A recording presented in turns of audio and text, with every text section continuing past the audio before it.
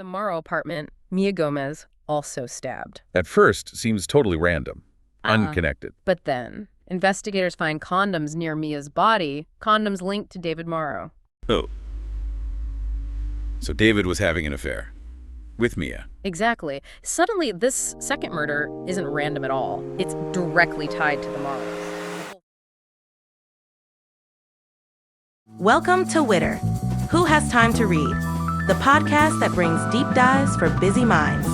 Listen to AI hosts Jane and Dane and get ready to unpack the world's most captivating books in just a fraction of the time. Whether commuting, working out, or just squeezing in a quick break, we deliver key insights, thought-provoking themes, and takeaways you can carry into your day. Don't forget to like, subscribe, and leave a comment. Plus, use our links in the description to purchase this book. Your support helps us bring more engaging book discussions to you. Listen and follow us wherever you get your podcasts. Who has time to read? You do, with Witter. Hello and welcome to Witter, Deep Dives for Busy Minds. This is where we dive into your sources. Could be articles, research, maybe even your own notes. Right, and we pull out the really key stuff, the insights you need. We try to make it, your shortcut to being really informed. Yep. Maybe with a few surprising facts thrown in and hopefully enough personality to keep you listening. Exactly. Yeah. Our mission is always custom tailored. We're helping you, the listener who shared this material, figure out what's most crucial, most interesting in what you gave us. Absolutely. So today we're plunging into the pages of James Patterson's The Writer. It's co-authored with J.D. Parker. Mm-hmm. And here's something this book really digs into. How well can you actually know someone? Especially when, their life looks so perfectly put together. Or how easily can evidence the stuff you're supposed to trust be totally misleading, designed to fool you. Yeah. This book, it's more than just your standard crime thriller. It really messes with your perceptions.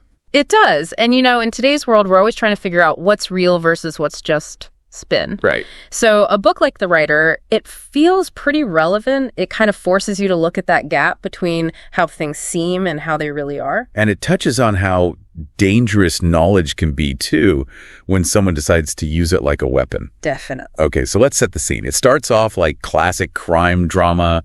You've got a successful cardiologist, David Morrow. Found murdered, really brutally, in his upscale apartment, Central Park West. It's like a break-in gone bad. Total chaos, or seems like it. And who's right there at the scene? His wife, Denise Morrow? No, Denise. She's not just anyone. She's a big deal true crime writer. Very successful, well-respected. So right away, your mind goes there, doesn't it? Obvious suspect. Found at the scene. Especially since it looks like a robbery, forced entry and all that. But the cops, the detectives who arrive, they start noticing things pretty quickly. Little things that don't quite add up. Inconsistencies. Yeah, you can feel that typical James Patterson fast pace. Yeah. The police investigation moving quickly. But Barker's influence, maybe? It feels like there's this extra layer of psychological games and really twisted details. Totally. And right from the start, the book plants these big questions. Like, what even is truth when everything around it could be manipulated? Can you trust physical evidence? The very stuff that's supposed to be objective. Could it lie? And what secrets are lurking just below the surface, even in what looks like a perfect life? Big questions. So the investigators arrive. Detective Declan Shaw, he's our lead. His partner is Jared Cordova.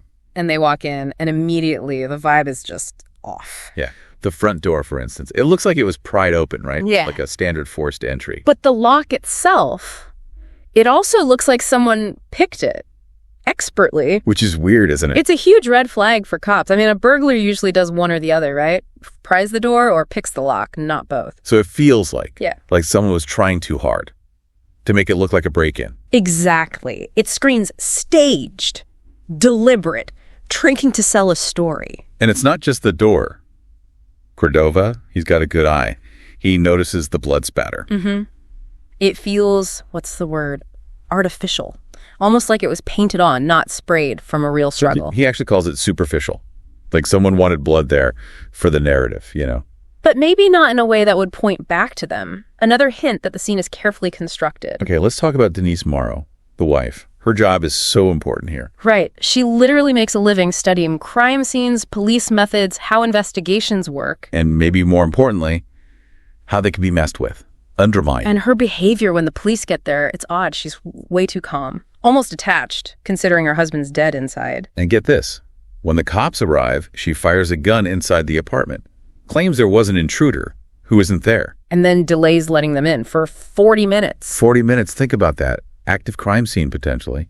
Husband dead. What could she be doing? It just screams suspicion. And when you add her background, her expertise. Yeah, the ADA, Safi, she basically says what they're all starting to think. Is Denise playing them? Is she using everything she knows about crime investigation against them, trying to steer the whole thing? It really drives home that theme. Knowledge as a dangerous weapon. She knows how they think, how evidence works. And it looks like she might be using that knowledge to hide something, not to help find the truth. Okay, so the case starts getting complicated fast, lots of layers.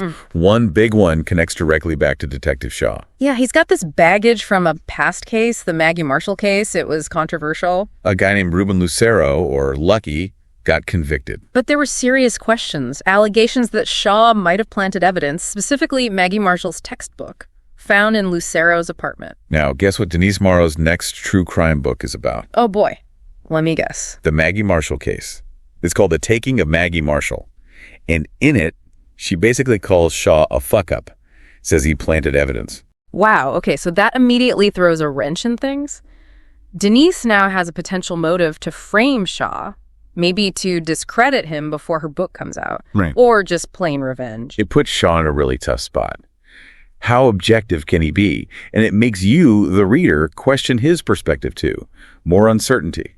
Then there's Geller Hoffman, the defense attorney. He's not just Denise's lawyer, though. The book says he's a close friend of the Morrows, even their financial advisor. And he jumps right in, super aggressive with the defense from the get-go. But there's this vibe between him and Denise. Yeah. Shaw picks up on it. Little things, like how they look away from each other when things get tense. The police start suspecting maybe there was an affair, which would give Geller his own set of messy motives for protecting Denise, right?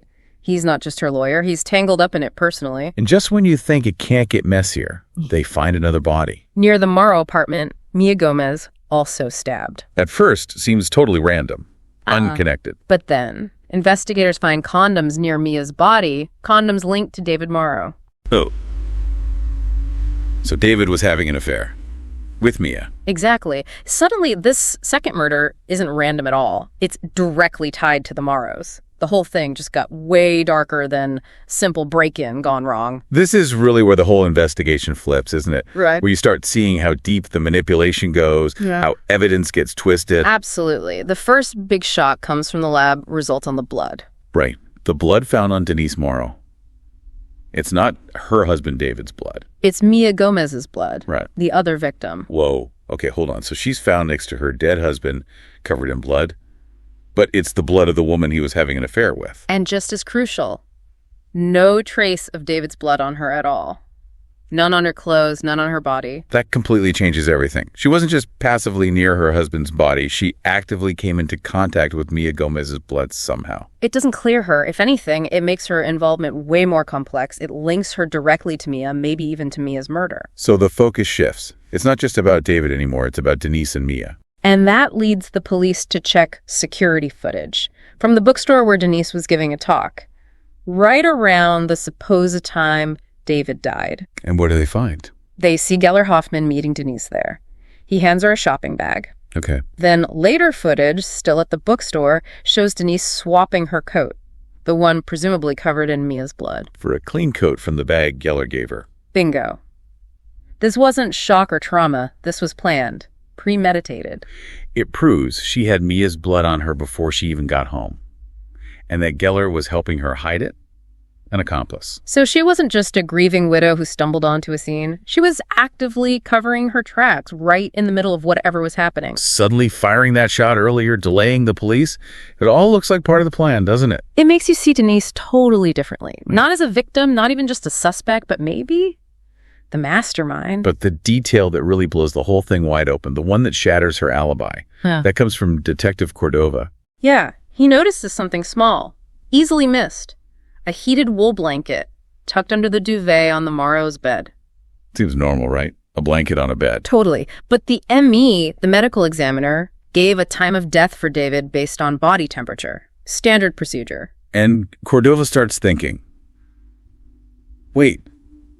The scene felt staged.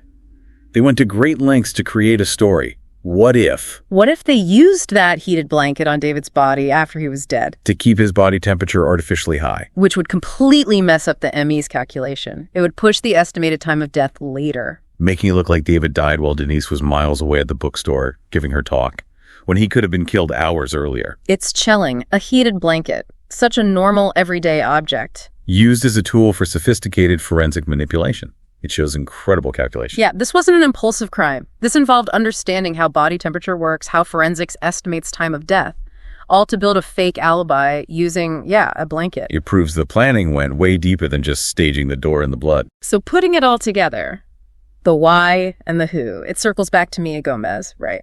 And her job. She wasn't just David's mistress. She worked as a transcriptionist for GTS. That's a company the NYPD uses. Which means she had access to super sensitive police files, interviews, depositions, confidential stuff, including details from cases like Maggie Marshall case, Shaw's old case. Exactly. So this information, it was like gold. Yeah. For Geller Hoffman, the defense attorney, he could get inside info on prosecution strategies. And for Denise Morrow, the true crime writer, she could get details for her books nobody else could, maybe even dirt on Shaw. So the theory becomes Mia was blackmailing them, using her access to extort money, keep their secrets safe. Secrets about maybe Hoffman misusing case files or Denise doing the same for her books. And the blackmail went too far, so Geller Hoffman killed Mia to shut her up. That's the theory. And then maybe with Geller helping, Denise killed David. Why David, though?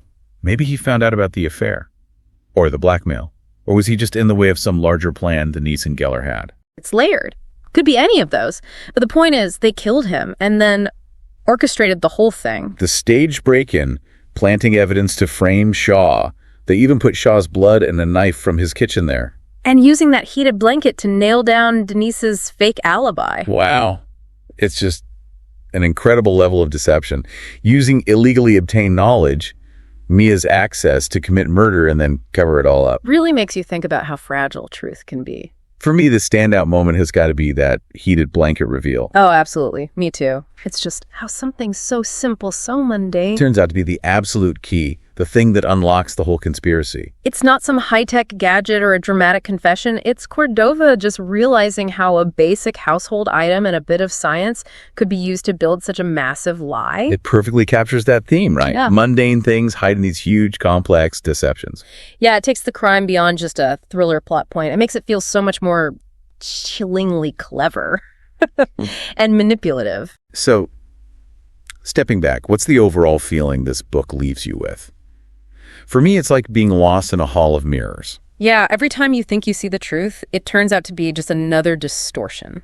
You're left really questioning how easily appearances can be faked, how even solid-seeming evidence can be planted or twisted. It's a pretty stark look at manipulation, isn't it? And that idea that knowledge, especially specialized knowledge about systems like the police, can be this incredibly powerful, dangerous tool if the wrong person has it. Definitely lingers with you. Makes you look a little closer at the stories you hear everywhere. Yeah, this book really makes you wonder about all the narratives we're fed, in the news, in court, even just in our personal lives, right? How do you possibly sift through all the layers, all the appearances to find what's actually true? That's a tough question and feels more relevant than ever. Who has time to read? You do, with Witter. Thank you so much for tuning into this deep dive. We'd definitely love to hear what you thought about the writer, what twist caught you the most. Connect with us, share your takeaways on Instagram, Threads, or Blue Sky. Just click on all our links in the description. That'll connect you to everything Witter. And yeah, don't forget to sign up for our newsletter. Use the link in the show description, and you'll stay updated on all our latest deep dives.